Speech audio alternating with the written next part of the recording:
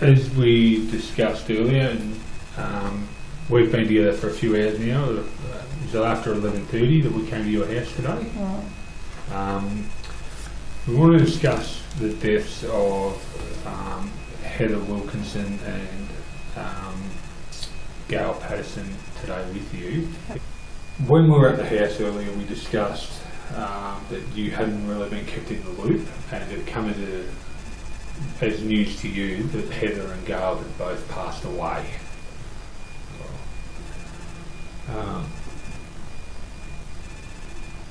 Following eating at your house, Donald, Ian, Gail and Heather all become so ill that they ultimately ended up in the intensive care unit at both the Dandenong Hospital and then moved to the Austin Hospital. Right. Following that, they had a deterioration in their condition, and that they become so ill that their livers have failed. Right. Donald underwent transplant last night. Okay, and his condition is still extremely critical as of last report. Heather and Gail passed away. Right. In relation to Ian, I don't have a current prognosis in relation to where he's at. As of late yesterday, the diagnosis isn't great for him either. Right. We're trying to understand what has made them so ill. You understand? Yeah. Why we're asking these questions. Yeah. Conversely, we're trying to understand why you're not that ill. Right? So you understand why we're interviewing you today? Yeah, I do. But I'm sure you understand too that, like, I've never been in a situation like this before, and I've been very, very helpful with the health department through the week because I wanted to help that side of things as much as possible, because I do want to know what happened.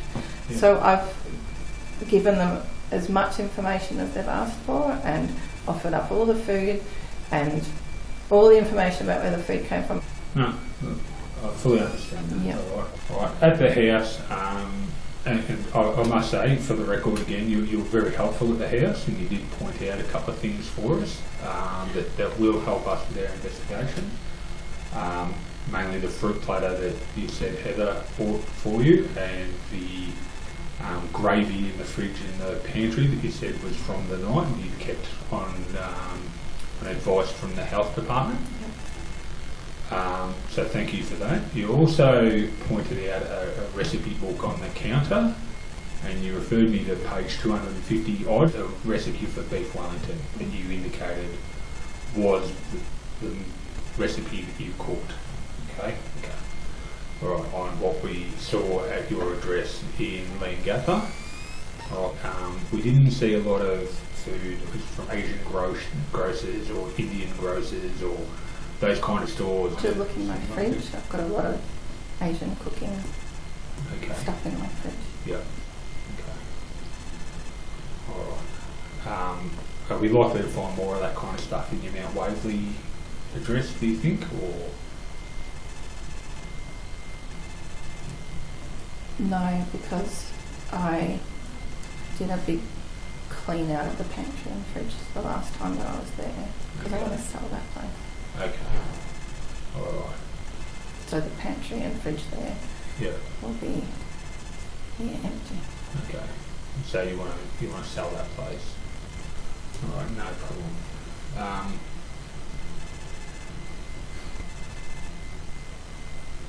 Obviously, we've got concerns in relation to these mushrooms and where they've come from. Okay. Is that something you've done in the past, foraging for the mushrooms or anything like that? Never. Right. Do you preserve foods or anything like that? No. Have you ever dehydrated food or anything like that? Okay.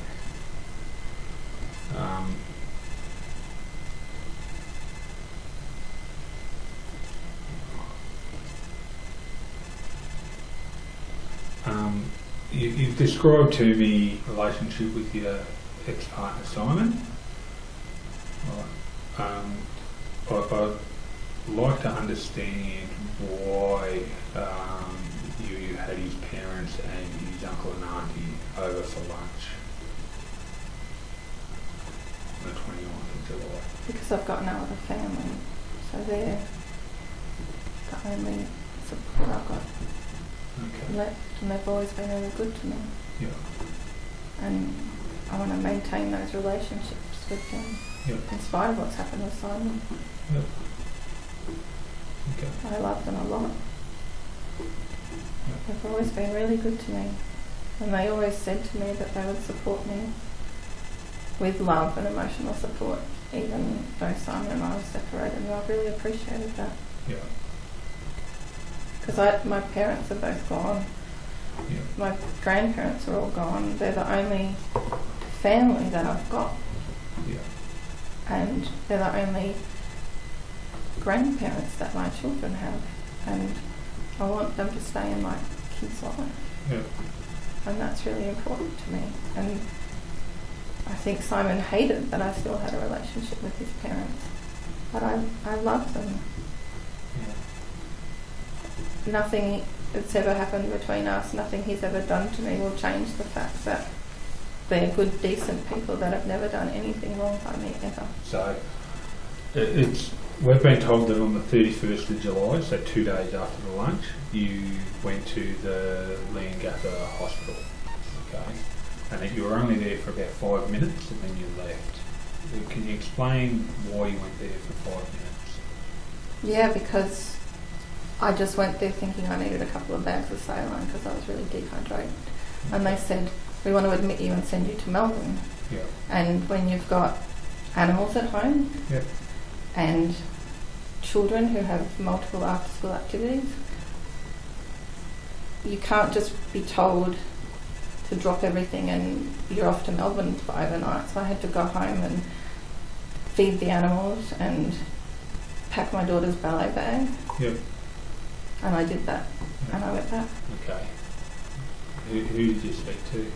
So I walked in, and there was I don't think they were a nurse. It was like, I don't know, it could have been an enrolled nurse, or it was like a helper person in the triage room, right? And she's just like, are you okay? And I said, well, no, I have to run to the toilet. I've got diarrhoea. And she wasn't quite sure where it was, and so she went and found out and showed me where it was. And then she said, I'll go and find someone, I'll get a nurse or a doctor for you.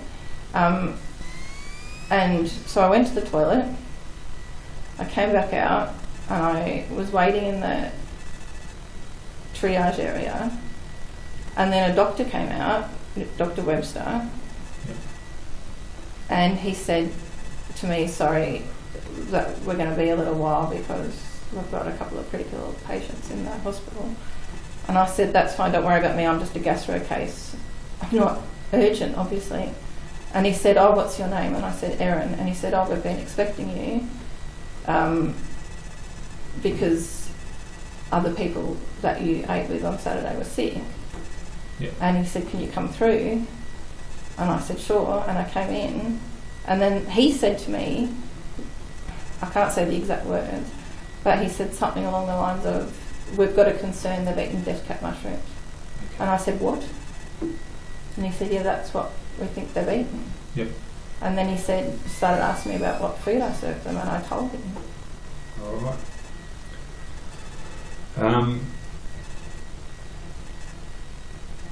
I understand you went down to the hospital and got treatment and that.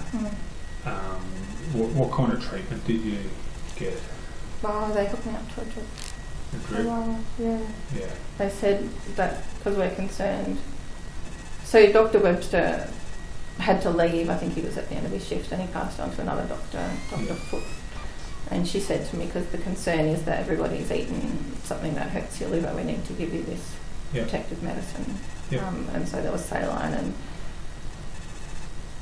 acetyl something or other. I don't know what it was. But she said, we need to give you this and then put you in an ambulance up to Melbourne where they can give you more, I don't know what the word is, more where they can care for you better. Yeah. So I got saline and this other stuff, and went in on ambulance up. Okay. How long were you in the hospital for here in Melbourne? Till Tuesday afternoon. Okay, so Monday, Tuesday. Alright. And again, for full disclosure, so you understand, we've obtained warrants in relation to medical records for everyone involved in this, and so we will get medical records in relation to your treatment there as well. Sure. Okay. Good. You were at home and present when we did a search warrant today.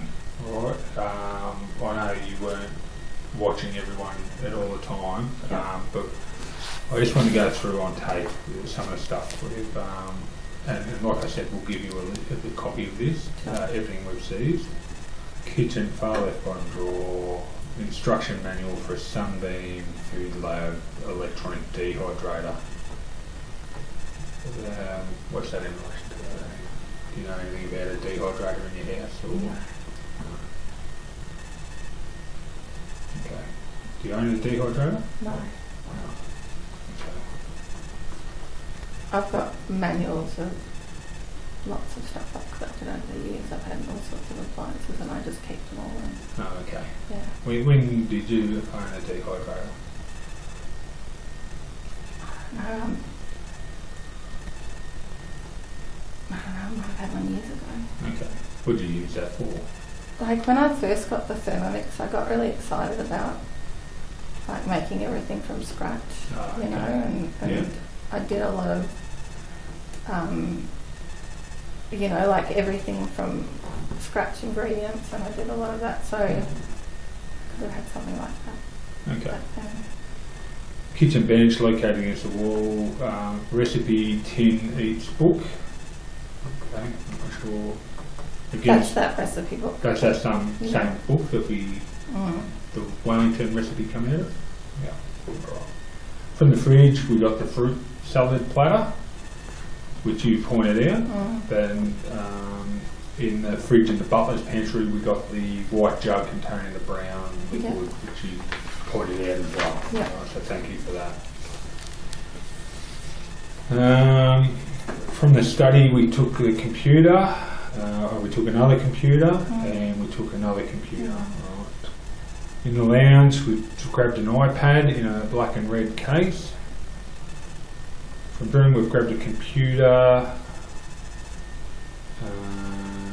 That would be an old one I had up in the top of this cupboard. Okay. Yeah. That's a very old one. Alright, so that, if I had to prioritise, that would be the bottom of the list. I don't think anyone's powered that one from fairly long. Okay, alright, no dramas, alright, so we'll pop that one at the back of the list. Alright. A black mobile phone, which again I'll prioritise tomorrow for you. Thank you. Upstairs bedroom 2, far left towards backyard. Says Erin's bedroom, so I assume that's yours. Apple iPad. I don't own any iPads, but they would be tablets, Android tablets. Oh, okay. There's a Samsung tablet listed below that, located on top of the bed. Yeah. Okay. Maybe they've got it wrong, that it's not an iPad, it's some other tablet. Samsung tablet. An Oppo mobile phone, and your mobile phone. Alright, so, And so you said a black mobile phone earlier. Yep. So that would be a Nokia. It's a really old Nokia that I've got for, like, you know, if you break your phone. And you got to send it away from repair, and you need. So I've got this like really old thing. So. That's right. Yeah. Your mobile phone would be the top. Yeah. And then we're talking about his school computer, followed by the GeoForce one. The GeoForce one. Yeah. David, I just, one thing I wanted to clarify, to make sure I've got it right, you obviously said been taking notes. When you went to the Leongatha hospital and you said you went in there, you got shown to the toilet, but you said you had to go home to pack stuff and your daughter's bag and that sort of thing to feed the animals.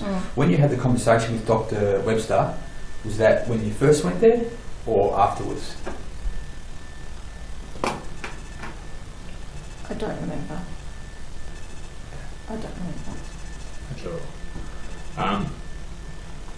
The other thing that I should have mentioned that, again, to your credit, police went around your house on that morning. Okay. Yep. On the 31st. Right. Yep. And they were obviously responding to the hospital call to check up on you. Yep. And they spoke to you on the phone. And you gave them the PIN code for your gate. Correct. And directed them to the bin where there were some leftovers. Correct. What are those leftovers that you directed them to? They were the uneaten food from the lunch. Okay. All right. Yeah. So you helped them in getting that so it could be sampled. Because my kids ate the meal too. Yeah. But there was stuff that was left over and it went straight in the bin. And so when I went to the hospital and they said they were concerned that everyone ate some contaminated food, I said, well, there's the leftovers in the bin, you can have it. Yeah. Feel free to look through it. Yep. And I said, I'll go and get it if you want. And they said, well, that's fine, you need to go on a drip. We'll call the police. And I said, well, that's fine, just let them know I need to give them the PIN code. Yep. So they did that and a bag of food appeared a bit later. Yep. So yeah. Yep. So thank you for helping us locate that. It's fine. All right. Anything else, Dave? No. All right. Any questions at the moment? No. All right. Erin, do you agree the time is now 5:30 p.m. by my watch? Yep. All right. I'm going to suspend the interview now.